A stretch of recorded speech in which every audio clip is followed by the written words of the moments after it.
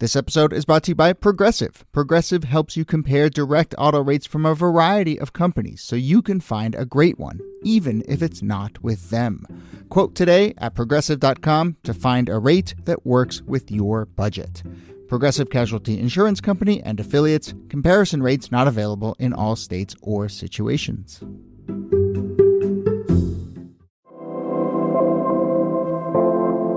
Hello and welcome to This Day in Esoteric Political History from Radiotopia. My name is Jody Avirgan. This day, October 19th, we're a couple days late on this, but October 19th, 2008, with 2 weeks remaining in the historic 2008 presidential race, Colin Powell delivers a surprise announcement. He would be endorsing Democratic candidate Barack Obama and not the Republican John McCain, his personal friend, John McCain. So what makes this particularly notable other than Powell and McCain being pretty close friends? Well, for one, McCain had kind of built his whole campaign around his deep national security experience, and Powell was the former Secretary of State, chairman of the Joint Chiefs of Staff. And even more notable, Powell was a Republican. He had come up through Reagan, a little stint with Clinton, but then, of course, he served with George W. Bush during the Iraq War. So let's talk about why Powell is now endorsing Obama, the Democrat, what it says about Colin Powell, Barack Obama, that 2008 election. Here, as always, Nicole Hemmer of Vanderbilt and Kellie Carter-Jackson of Wellesley. Hello there. Hello, Jody. There. And our special guest for this episode, friend of the show, I would say maybe closest friend of the show. I'm going to anoint that. Leah Wrigth Rigueur, professor of history at Johns Hopkins. Kellie's co-host on our sister show about Oprah Winfrey. You Get a Podcast. So many things, but for today's purposes, author of the book, The Loneliness of the Black Republican, Pragmatic Politics and the Pursuit of Power. Welcome back, Leah. Good to be here. Hi, guys. Hi. Thanks for having me. Friendly territory, Leah. Nice to see you again. So take us to the fall of 2008. I mean, I guess one thing is, this is only 2 weeks before the election. I think, remind folks, it really was a thing, waiting to see what Colin Powell was going to do throughout the election. And it's not until this pretty late moment, I would argue, that he actually jumps in. But why were people waiting and waiting and waiting for so long? So I think one of the first things we have to remember is how wacky the 2008 election was. I mean, I know you guys will have probably covered this and will probably, if not, we'll probably cover this. But this was an election that had, accusations of witchcraft, of, Barack Obama being a secret Muslim. We had an entire moment where the campaigns of both politicians shut down because there is an economic collapse of not just the U.S. market, but the entire global market, right? So both campaigns say, hey, we're going to put a pause on this. Of course, we have the tornado that is Sarah Palin. And it's just all over the place. And so here you have Colin Powell, one of the highest ranking Black people in the federal government, former cabinet position, beloved by the majority of the United States population across all racial groups, which is especially stunning given his involvement in the debacle that is the Iraq-Afghanistan war, right? And the big lie of weapons of mass destructions. Somehow he has come out of this unscathed. He's also very good friends with John McCain, despite kind of these moments where he's been photographed in the past and in the previous years with Barack Obama. He's given Barack Obama praise in the media. He's met with him. He says, we share common traits, things like that.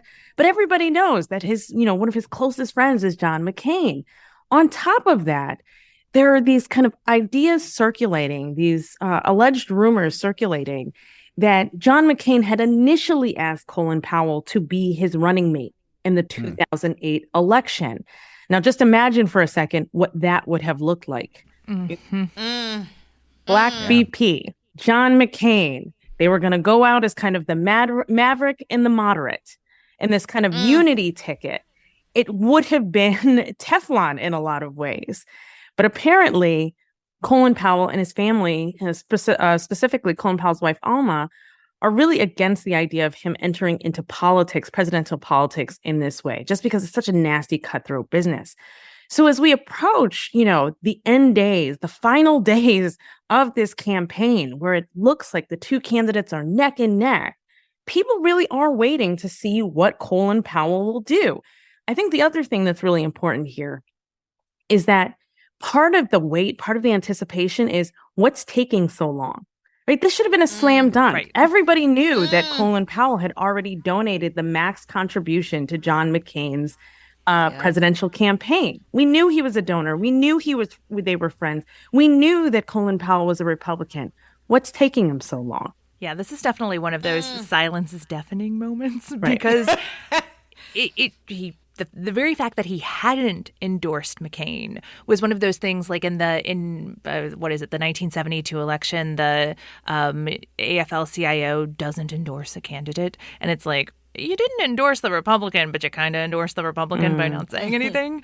And so that was hanging over it as well. That, I mean, Powell hasn't said anything, but doesn't that actually say a lot?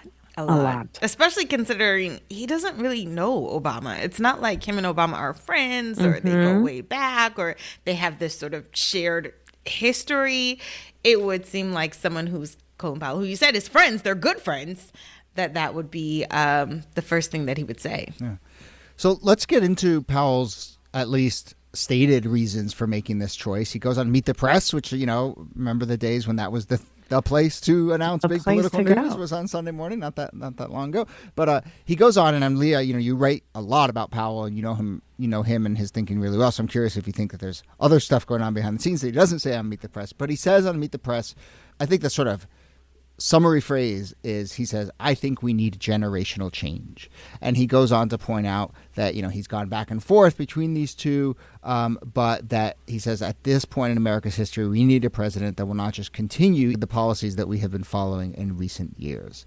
How much is he rebuking some of the sort of policies of the last few years that he was pretty deeply involved in? And how much is he kind of actually sort of making this more generational, it's time for people my age to step aside and let the new guard take over kind of thing?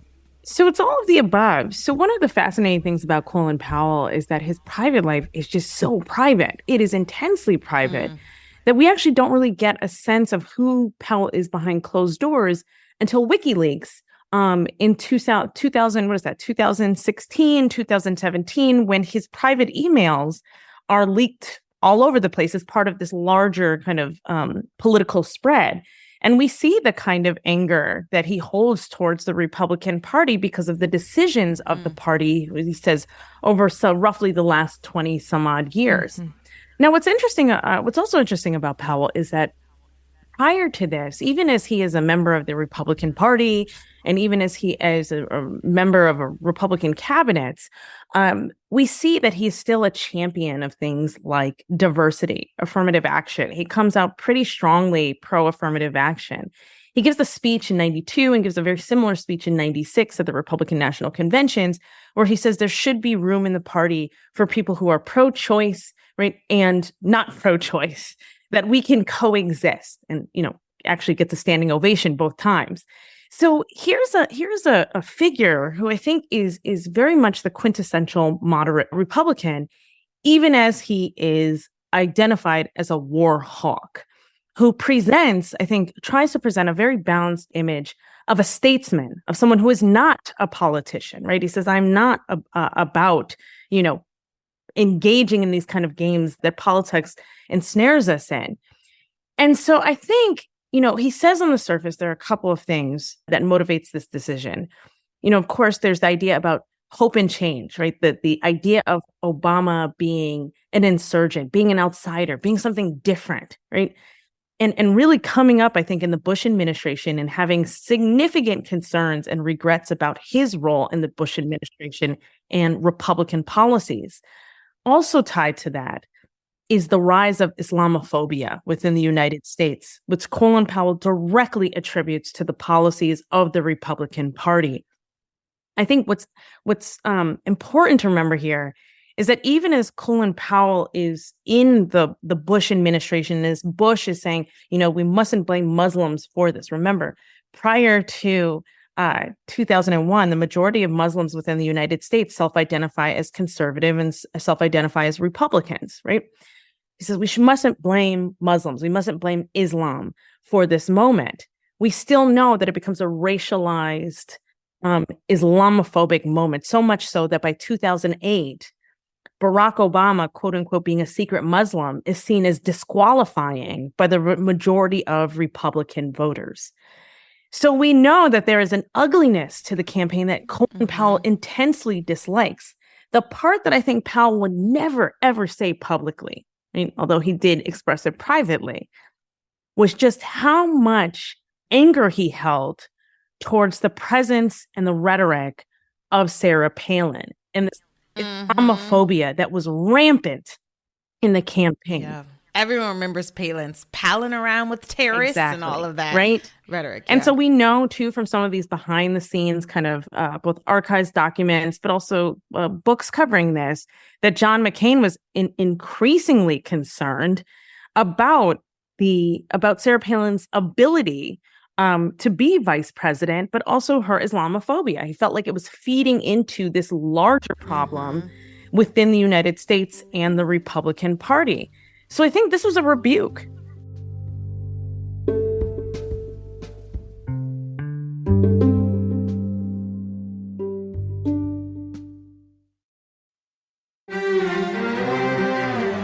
You're used to hearing my voice on the world, bringing you interviews from around the globe. And you hear me reporting environment and climate news.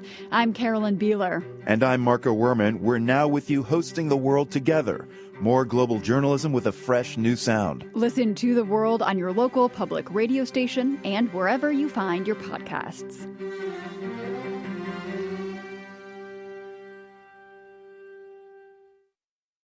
The funny thing is, though, is that after Colin Powell gives his endorsement, and Niki, I know you can talk about this, the right's response is immediately, oh, he's voting for him because he's black. Oh, this is totally about race. Of course. This has nothing to do with, qualifications. This is all about race.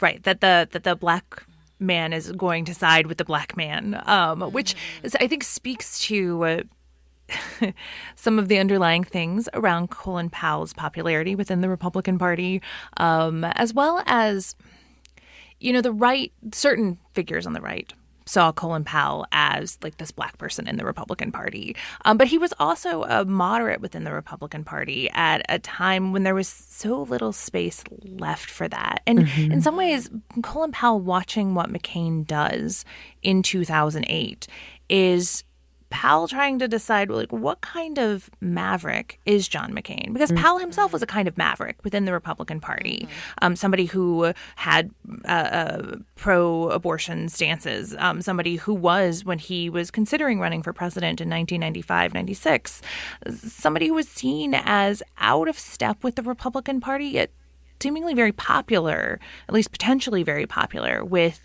a Republican electorate at a moment when it seemed like the Republican Party could go one of two ways. It could moderate because it had the potential of losing votes by going to extreme, or it could just really double down on that extremism. And McCain himself is kind of that moment in 2008 as he's trying to decide who his vice presidential candidate is going to be, is also like at that same precipice. What kind of maverick am I going to be? Am I going to be the maverick that picks Joe Lieberman and has like a sort of centrist conservative Democrat on my ticket with me and I'm bucking the party system? Or am I going to go with a person who speaks to this hard right base? That's what he chooses. Yeah. I think that's so spot on, Niki, too, which is that there are these moments every so often, cyclical moments within the Republican Party. And certainly it happens within the Democratic Party, too. But the Republican Party tends to be a little bit more explosive or explicit, where the party is at a crossroads and it has to decide, what are we going to be? How are we going to identify? Are we going to identify as a big tent? And I really think Colin Powell at one point was the face of that big tent. Right? This is, we call it today in 2023, we call it the United Colors of Benetton version of the Republican Party, right? Back then, it was like Colin Powell and Condoleezza Rice, but really Colin Powell, particularly because of how popular he was across partisan groups, across racial groups, across genders. Like he quite literally was the perfect political candidate. And then we also had a subset of the Republican Party, Phyllis Schlafly, right? Saying, no, we need to appeal to this hard right, largely white populace. And we do that not by going with figures like Colin Powell, but by going with people like Sarah Palin, right? The ones who are extreme. Policy is not important. Standing, right? National standing is not important. Experience is not important. What's important is, how do you motivate the core of the base? Yeah. Well, to just further underscore this idea of all these crossroad moments for the Republican Party, and this being one of them. But, one big difference with this moment is Powell says stuff that feels so, resonant to what we hear now, which is, a sort of establishment Republican saying, I can't believe what's happening to my party. It's gone too far. I reject all these conspiracy theories that have sort of invaded my party and so forth. But how many times have we heard someone say that and then say, but I'm still going to support Donald Trump, right? Whereas here, no. Powell puts his money where his mouth is, and he says, no, I'm going to support the Democrat. It's worth highlighting that key difference. Yeah. It's a significant difference. And I think, so there's a moment where several Republicans, Black Republicans, come out in 2008 and they say, you know what? I want to be on the right side of history. I'm going to vote for Barack Obama, right? I want to vote for a Black man. And I do think it's fair to point out, people say, you're voting for the Black guy. And they say, yeah, I'm voting for the Black guy. I want to vote for the Black guy, right? I want to be part of You've never history. given me this chance before. Right, Let me do it. Which is so interesting. This is a little tangential, but I did a podcast with Michael Steele a couple of weeks ago, and he was like, yeah. He was like, I didn't vote for the Black guy, but he's like, I voted for John McCain. But I think one of the things that Powell goes to great lengths to do is to say, I am voting for someone who I believe will be historic, irrespective of his race, and that it's somebody that all Americans should be proud of to have elected. So yes, I want to be part of history, but I think it's part of new blood, new ideas, transformation.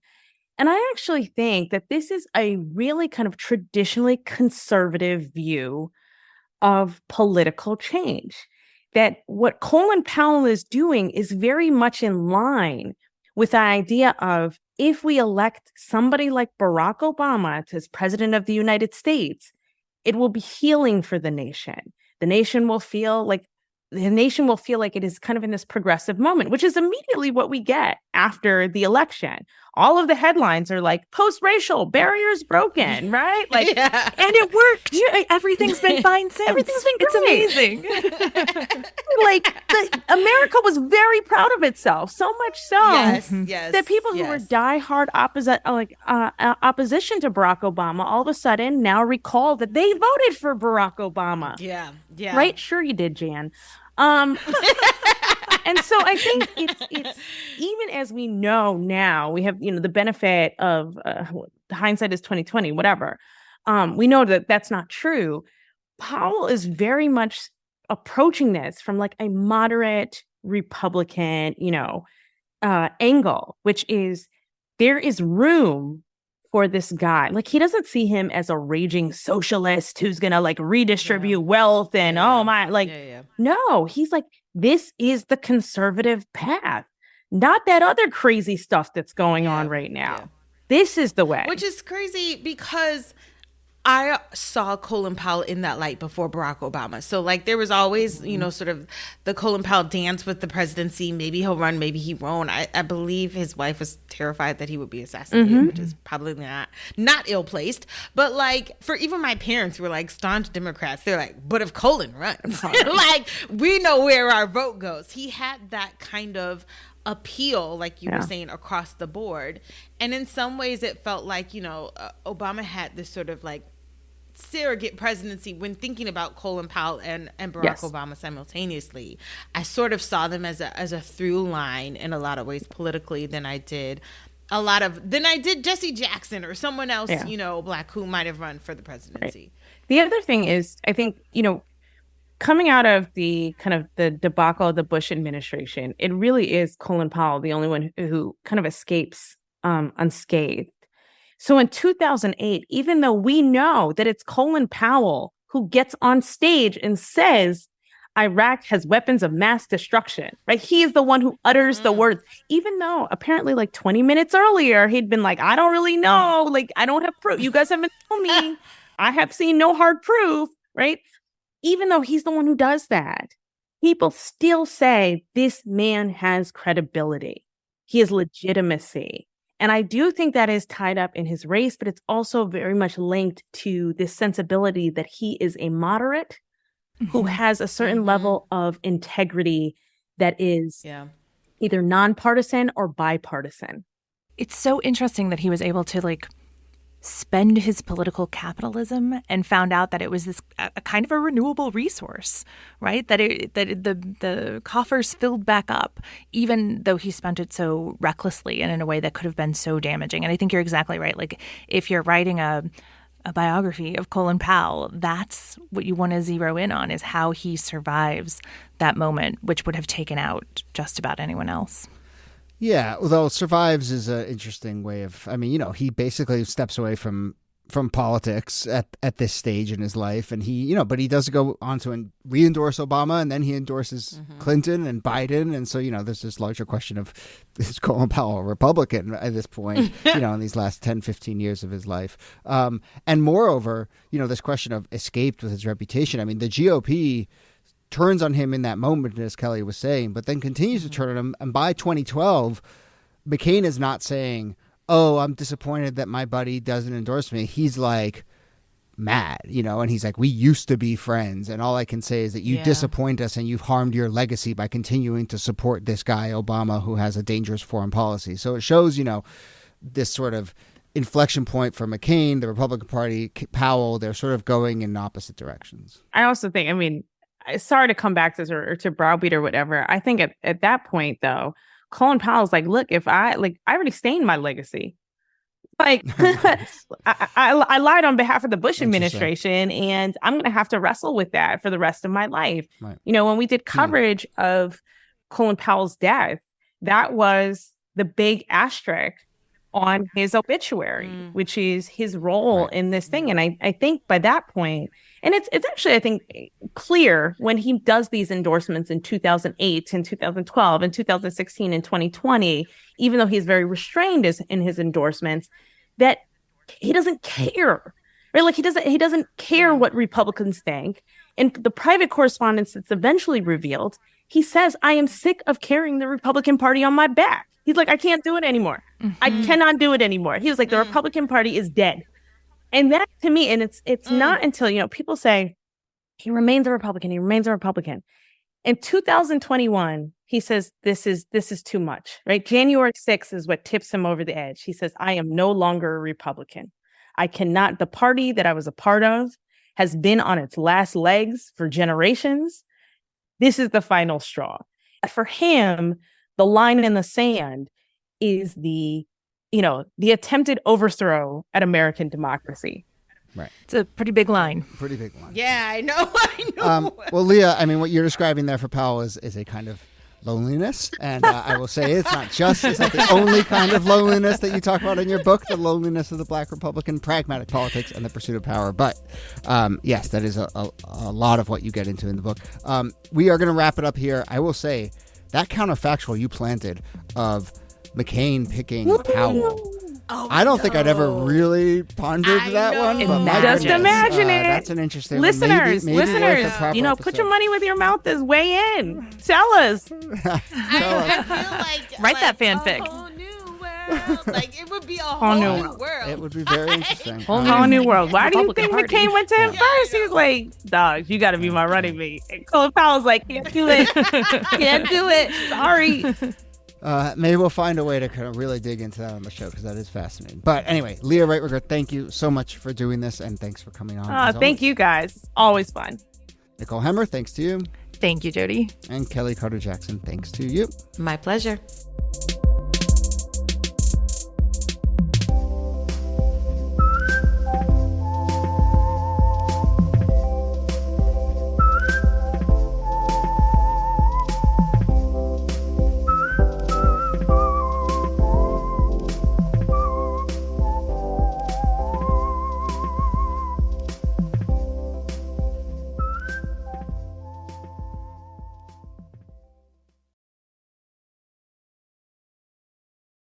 Support for This Day in Esoteric Political History comes from Odoo. What is Odoo? Well, Odoo is the only software your business will ever need. Featuring a suite of integrated business applications, Odoo connects your business operations together so you can get more done in less time. Odoo has apps for everything: CRM, accounting, sales, HR, inventory, marketing, manufacturing, you name it, Odoo's got it. To learn more, visit odoo.com/thisday. That's odoo.com/thisday. Radiotopia.